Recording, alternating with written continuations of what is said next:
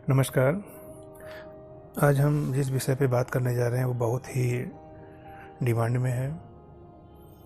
जब भी हम लड़के लड़कियों की या मेरे पास जितने भी बच्चे आते हैं कुंडली दिखाने के लिए, उनका यह प्रश्न कॉमन रहता है प्रेम विवाह को लेके कि गुरुजी मेरा विवाह प्रेम विवाह होगा या नहीं होगा, घर वाले मानेंगे नहीं मानेंगे।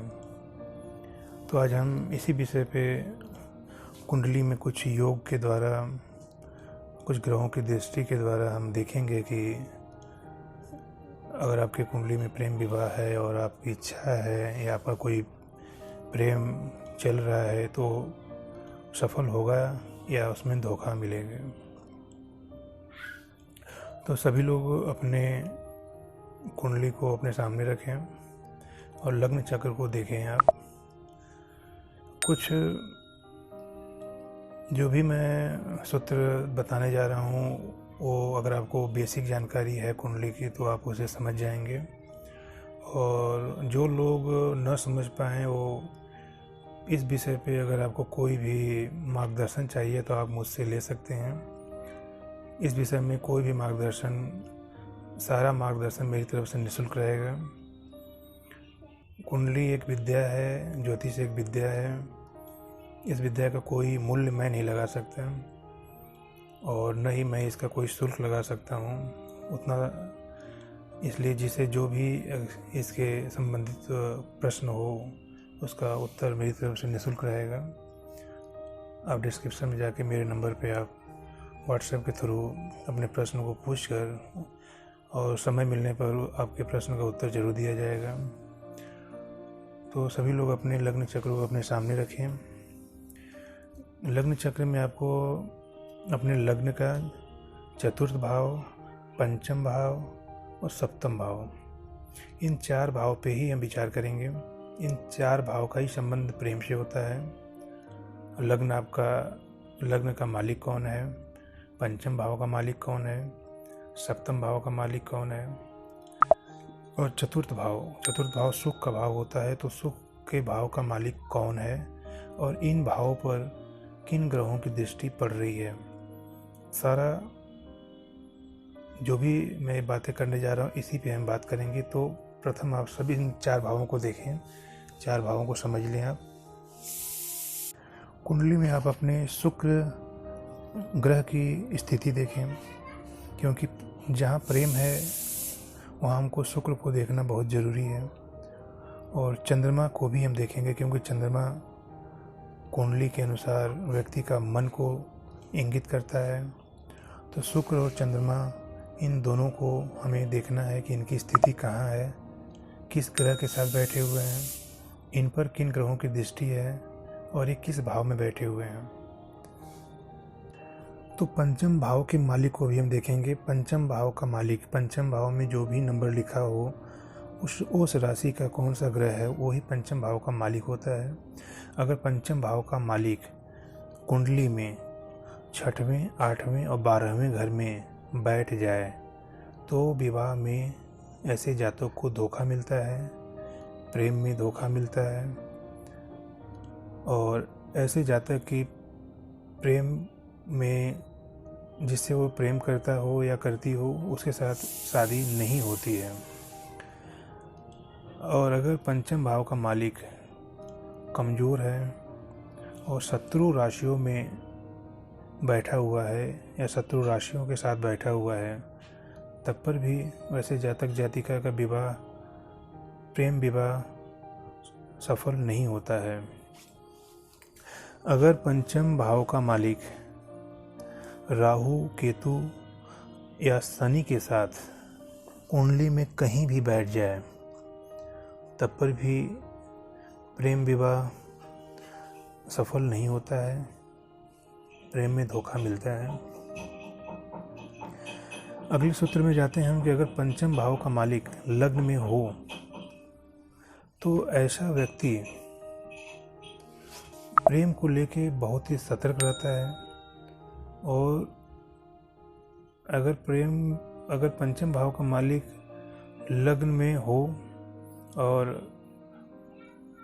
वह ग्रह कुंडली में मजबूत स्थिति में हो तो ऐसा जातक प्रेम को पाना और प्रेम को ही जीवन का लक्ष्य बनाता है। अगला सूत्र यह है कि पंचम भाव का मालिक यदि सप्तम भाव में बैठ जाए तो प्रेम विवाह ऐसे व्यक्ति का सफल होता है, ऐसे व्यक्ति को प्रेम में सफलता मिलती है। अगला सूत्र यह है कि पंचम भाव का मालिक यदि नौवें भाव में स्थित है तो जातक जातिका का प्रेम विवाह होगा। यदि कुंडली में कहीं भी शुक्र और गुरु एक साथ हों तो ऐसे जातक जातिका जब भी प्रेम करते हैं तो विवेकपूर्ण मतलब उसमें दिमाग लगाते हैं और इनके प्रेम में बहुत ही सोच समझ के विवेकपूर्ण इनका प्रेम होता है। एक और सूत्र है कि अगर शुक्र शनि के साथ कुंडली में कहीं भी अगर बैठ जाए तो ऐसे जातक जातिका का जब भी विवाह होगा वह विवाह अंतरजातीय विवाह होता है। पंचम स्थान का मालिक अगर 10वें घर में उच्च का हो, नीच राशि में न हो, तब पर भी ऐसे जातक जातिका का प्रेम विवाह सफल होता है। पंचमेश अगर एकादश भाव में हो, अच्छी स्थिति में हो, नीच राशि में न हो, तब पर भी प्रेम विवाह सफल होता है। पंचमेश यदि लग्न में मजबूत स्थिति में हो तब पर भी प्रेम विवाह होता है। और पंचमेश यदि द्वितीय स्थान में हो तब पर भी प्रेम विवाह की संभावना होती है। कंडीशन वही है कि पंचमेश की स्थिति उच्च राशि में हो, मित्र राशि में हो और डिग्री वाइज मजबूत होना चाहिए। अब हम चतुर्थ भाव को देखेंगे। चतुर्थ भाव को देखिए, आप सभी लोग अपने लग्न चक्र में चतुर्थ भाव को देखिए।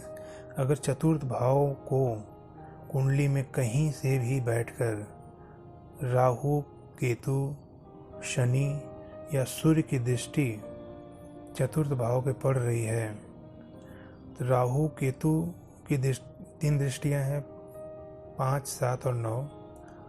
शनि की भी 3 दृष्टियां हैं, 3, 7 और 10। सूर्य की केवल 7वीं दृष्टि है। अगर ये लोग कुंडली में कहीं भी बैठ करके अगर चतुर्थ भाव को देख रहे हैं तो ऐसे जातक जातिका को प्रेम में धोखा मिलेगा। अगर कुंडली में कहीं से भी बैठकर राहु और शनि की दृष्टि सप्तम भाव में पड़ रहा है तो ऐसे जातक जातिका का विवाह अंतरजातीय होता है। पंचम भाव में राहु, केतु, शनि या सूर्य हों तो ऐसे व्यक्ति का प्रेम विवाह सफल नहीं होता है। ऐसे जातक जातिका को प्रेम में धोखा मिलता है। अब अपने लग्न चक्र में आप देखें, शुभ ग्रह, पहले शुभ ग्रह को कहीं नोट कर लें। शुभ ग्रह गुरु, शुक्र, बुध और चंद्रमा, इन्हें हम शुभ ग्रह की श्रेणी में रखते हैं। इन्हें आप देखें कुंडली में ये पीड़ित न हो और ये कुंडली में कहीं से भी बैठ के सप्तम भाव को देखें या शुक्र के साथ इनका संबंध बन रहा हो या शुक्र के साथ ही बैठ रहे हैं तो ऐसे जातक जातिका का प्रेम विवाह या प्रेम सफल होता है। यदि 5वें भाव में राहु, शनि, केतु, सूर्य, मंगल